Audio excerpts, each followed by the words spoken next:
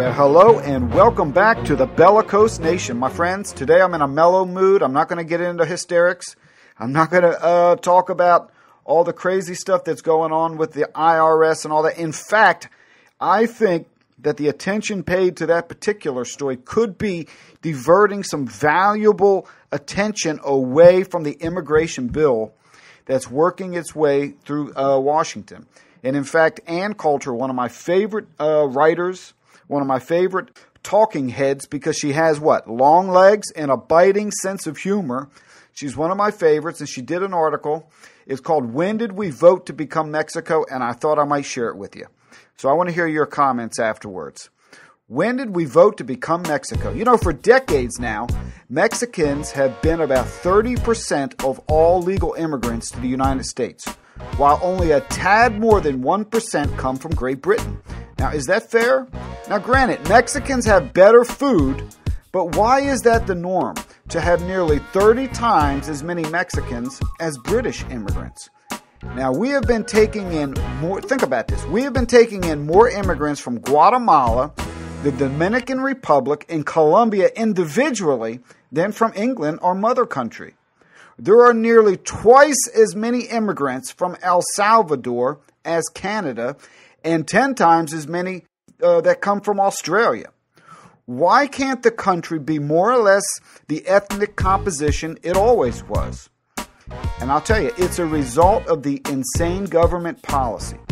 Ted Kennedy's 1965 Immigration Act was designed specifically and artificially to inflate the numbers of immigrants from the third world while making it virtually impossible for anyone from the nations that historically provided our immigrants to come here.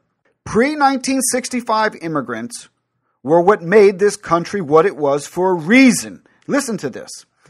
They were the pre-welfare state immigrants. From about the years 1630 to 1966, immigrants either sank or they swam. About a third of immigrants couldn't make it in America and they went home. And those are the ones who weren't rejected right off the boat for being sick, crippled, or idiots. That's right, they used to give immigrants tests at Ellis Island. That's why all these corny stories of someone's ancestors coming here a half a century ago are completely irrelevant.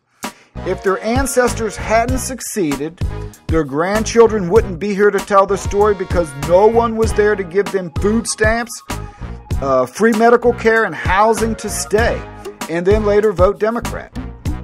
Now we're scraping the bottom of the barrel by holding ourselves out as the welfare ward of the world and specifically rejecting skilled immigrants. Now, as the Nobel Prize-winning economist Milton Friedman said, you cannot have open borders and a welfare state. You just can't. The reason a country's average immigrant matters is because the loser never goes home. They just go on welfare. It should not come as a surprise that a majority of recent immigrants are following a path that is the exact opposite of earlier immigrants. The immigrant story of lore is that the first generation is poor but works hard, and then the second, third, and fourth generations soar right up the economic ladder. But I can tell you, innumerable studies have shown that Mexican first-generation immigrants, they work like maniacs. And then the second, third, and fourth generations, they plunge headlong into the underclass. That's what it shows. And they become tax takers and not tax givers. By now, Mexicans are the largest immigrant group in America, with about 50 million Hispanics living here legally. Now, Marco Rubio's amnesty bill will soon make it 80 million.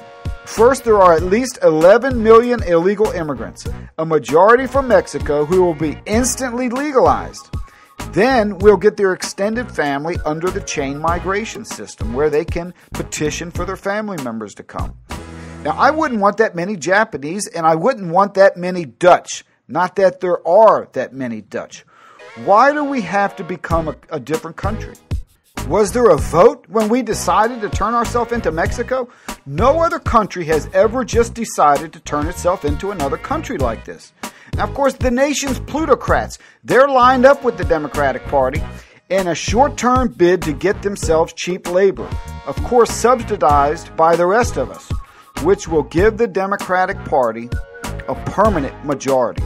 If Rubio's amnesty goes through, the Republican Party is finished. It will be the Nancy Pelosi Democrat Party versus the Chuck Schumer Republican Party. And if you think we've got corruption now with a two-party system, wait till we have a one-party system. A majority of Americans still do love this country, including, one hopes, legal immigrants who thought they were leaving Mexico. But a policy that will change America forever is about to slip through under the cloak of endless scandals from the Obama administration. Now, that was Ann Coulter. And, of course, she's never shy giving her opinion, and I hope you won't either. So let's hear what you got to say about it. Also, I invite you to subscribe and all that. Until the next video, this is the Bellicose Nation.